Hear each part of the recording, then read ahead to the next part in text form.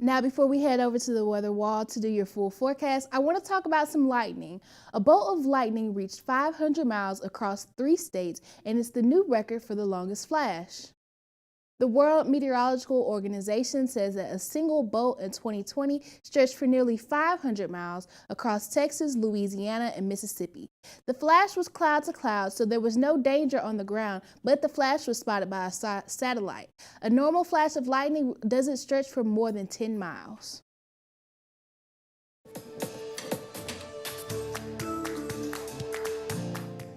Hello again. Now, as I mentioned earlier, today was another warm day, our last warm day for a little bit. Current temperatures right now across West Texas, 70 on the dot here in San Angelo, 66 up in Abilene, 69 up in Albany, 71 in Breckenridge. Just to name a few places over farther west, Midland a little cooler at 63. Now, tonight we're going to get a little colder than we did last night, but not quite at that cold that we're looking at for the rest of the week. We're going to get to 38 here in San Angelo with mostly cloudy skies, a little closer to average, but still a little warmer than what we'll be seeing for the next couple of nights. Now, tomorrow, that's when the action starts. It's going to be very cold. Once that cold front makes its way through tonight into tomorrow, we're going to see highs in the Concho Valley only reach the 40s. We have some places barely breaking the 50-degree mark. Junction and Mason. San Angelo, we're only looking to make it to 43. Abilene only looking to make it to 39.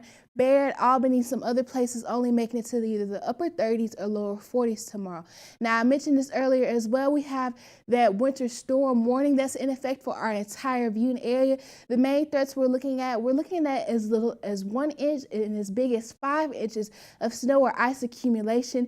Heavy wintry mix could be falling at any point, and impaired driving conditions thanks to the ice on the road for the next couple of days. So here's a quick timeline of what we're expecting. Tomorrow morning when you wake up to start the day, we're going to be seeing rain across the entire West Texas. But as early as the lunchtime hour, we can see a wintry mix start to form in the big country. Now, tomorrow afternoon going into the evening hours when you're tuning in to see us again, we'll start to see that wintry mix entering the northern portions of the Concho Valley, shifting a little further south, and by the time the sun completely sets and those temperatures start to decline, that's when we're really going to start seeing that wintry mix extend farther south. And then after midnight into the early morning hours, that's when we're going to start to see widespread snow across the entire West Texas. Now, I gave it to you in words. Here is in visuals. This is tomorrow morning around 6 a.m. Here's that widespread rain I was talking about. So you do want to be bundled up as well as have your rain gear on hand when you're headed out to either work or school tomorrow. Now, by noon,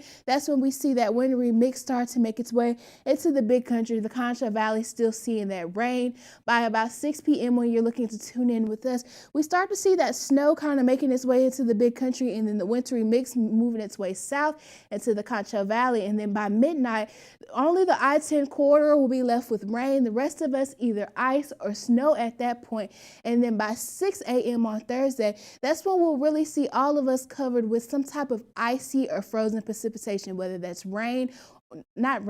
snow or a wintry mix. And by 6 p.m. on Thursday, the dinner time hour, we're going to start to see that activity moving completely east out of the way. So by the time you're tuning in with us, we'll kind of not be seeing anything falling from the sky. But with as cold as it's going to be for the next few days, we're going to have a hard time getting all that ice and stuff to melt. So here is an idea of what we can be potentially seeing as far as snow and ice accumulation for the next 2 days.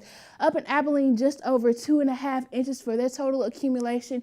Here in San Angelo, we're looking about 1.25 inches of precipitation accumulation, and farther south towards Sonora and Junction, they're looking at a little bit over 1/4 inch. So the farther north and east you go, the more of that snow and ice you'll be seeing over the next couple of days. And even though the fun is going to end with the precipitation on Thursday, we're still going to have another day of completely below freezing weather on Friday. We'll get to above freezing highs this weekend, but we won't even break it into the 50-degree mark until we start our work week next week. Back to you.